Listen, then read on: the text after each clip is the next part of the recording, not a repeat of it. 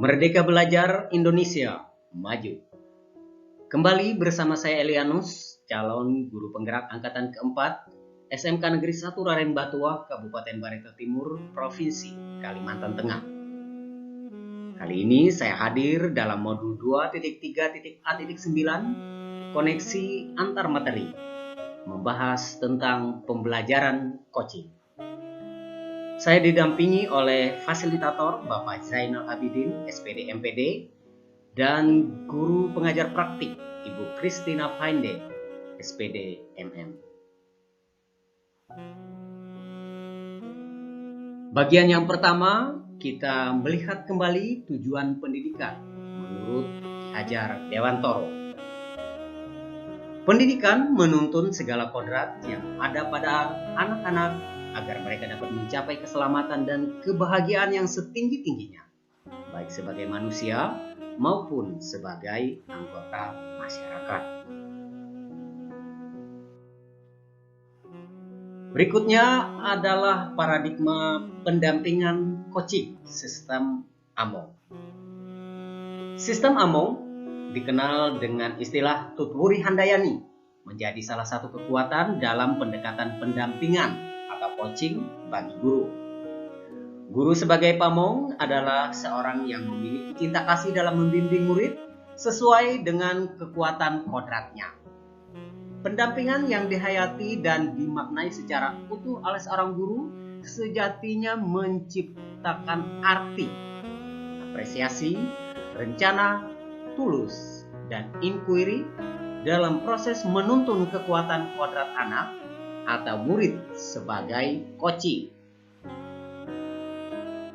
Selanjutnya adalah pengertian coaching.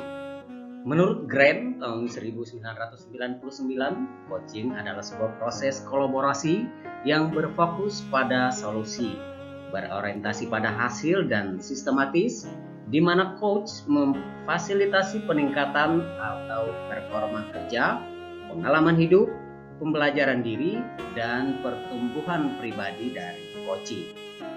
Kemudian Whitmore tahun 2003 mengatakan bahwa coaching adalah kunci pembuka potensi seseorang untuk memaksimalkan kinerjanya. Coaching lebih kepada membantu seseorang untuk belajar daripada mengajarinya. Dan yang terakhir, menurut International Coach Federation atau ICF, coaching adalah bentuk kemitraan bersama klien coaching untuk memaksimalkan potensi pribadi dan profesional yang dimilikinya melalui proses yang menstimulasi dan mengeksplorasi pemikiran dan proses kreatif. Selanjutnya, coaching dalam pendidikan. Coaching merupakan salah satu proses yang dapat dilakukan oleh guru untuk membantu menuntun murid mengenali dirinya sendiri, membangun rasa percaya diri dan mengembangkan segala potensi yang ada di dalam diri agar dapat memecahkan masalah yang dihadapi secara mandiri. Apabila proses coaching berjalan baik, masalah pembelajaran atau masalah lain yang ada di sekolah dan dapat mengganggu proses pembelajaran akan dapat diatasi.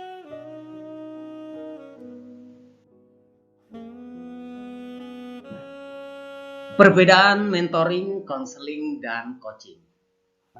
Mentoring merupakan suatu proses membagi pengalaman untuk membantu mentee dalam mengembangkan diri, dan mentor langsung memberikan tips bagaimana menyelesaikan suatu masalah atau mencapai sesuatu.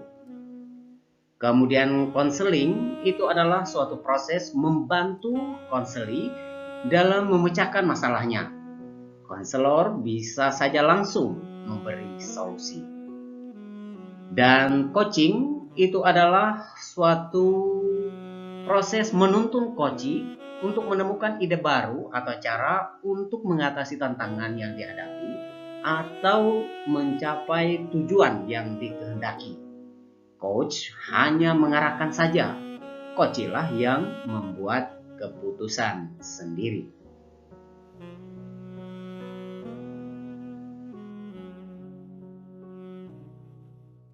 Berikutnya adalah kompetensi dasar yang harus dimiliki seorang guru sebagai coach. Yang pertama, keterampilan membangun dasar proses coaching. Yang kedua, keterampilan membangun hubungan baik. Yang ketiga, keterampilan berkomunikasi.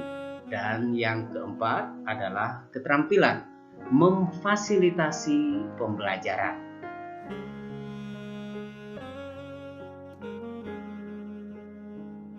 Unsur utama yang mendasari prinsip komunikasi yang memberdayakan.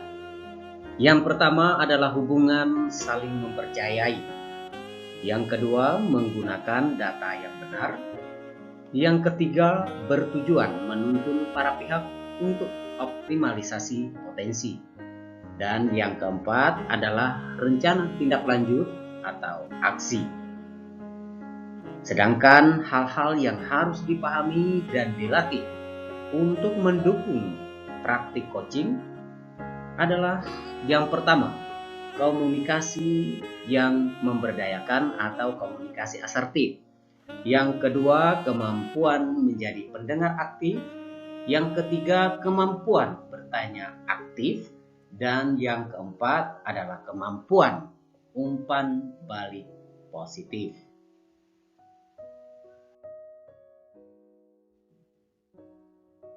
Model coaching yang sesuai untuk diterapkan di sekolah adalah Tirta. Model Tirta dikembangkan dengan semangat mewujudkan pembelajaran yang berpihak pada murid, yang menuntut guru sebagai coach untuk memiliki keterampilan menuntun murid agar dapat mengenali dan memberdayakan segala potensi yang dimilikinya untuk memecahkan masalah yang dihadapi. Melalui model Tirta, guru diharapkan dapat melakukan praktik coaching di komunitas sekolah dengan mudah dan lancar.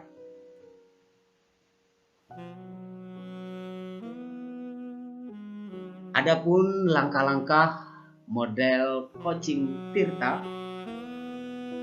adalah sebagai berikut. Yang pertama, T, tujuan. Kemudian I, identifikasi. R adalah rencana aksi. Dan T adalah tanggung jawab. Tirta berarti air. Air mengalir dari hulu ke hilir tanpa paksaan. Jika kita ibaratkan murid kita adalah air, maka marilah kita mendampingi mereka mengembangkan potensinya tanpa ada paksaan. Sehingga dengan potensi yang ada, mereka selalu survive, mengatasi segala masalah yang mereka temui.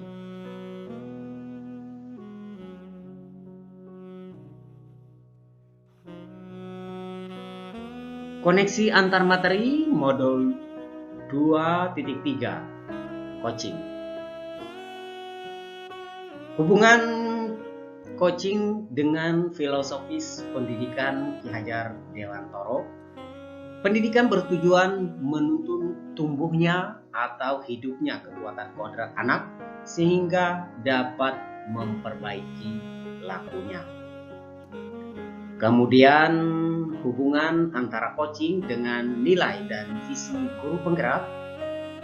Keduanya membangun ekosistem sekolah yang kondusif dan budaya positif untuk mewujudkan kebutuhan belajar murid. Kemudian selanjutnya hubungan coaching dengan pembelajaran berdiferensiasi. Keduanya merupakan usaha untuk menyesuaikan proses pembelajaran di kelas untuk memenuhi kebutuhan belajar individu murid. Dan yang terakhir, hubungan coaching dengan pembelajaran sosial emosional. Pembelajaran sosial emosional selaras dengan tujuan coaching dalam hal membangun dan mempertahankan hubungan yang positif, atau dikenal dengan keterampilan membangun relasi dan membuat keputusan yang bertanggung jawab, dikenal dengan istilah pengambilan keputusan yang bertanggung jawab.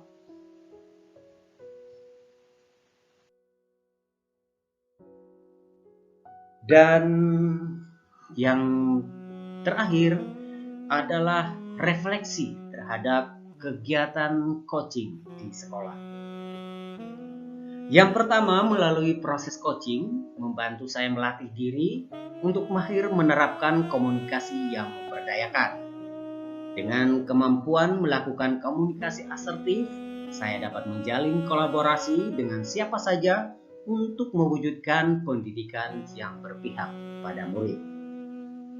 Yang kedua, melalui proses coaching, saya berkesempatan memberdayakan murid atau rekan kerja, menstimulasi mereka untuk mengenali potensi dirinya dan lingkungan sekitar, sehingga bisa dimanfaatkan untuk mengatasi masalah secara kreatif. Dan yang ketiga, proses coaching meminimalisasi masalah yang dialami oleh murid saat belajar di sekolah, sehingga memberi ruang kepada murid untuk memperoleh kemerdekaan dalam belajar. Diharapkan dengan minimalnya masalah yang dihadapi murid, mereka akan belajar dengan bahagia dan well-being bisa terwujud di sekolah.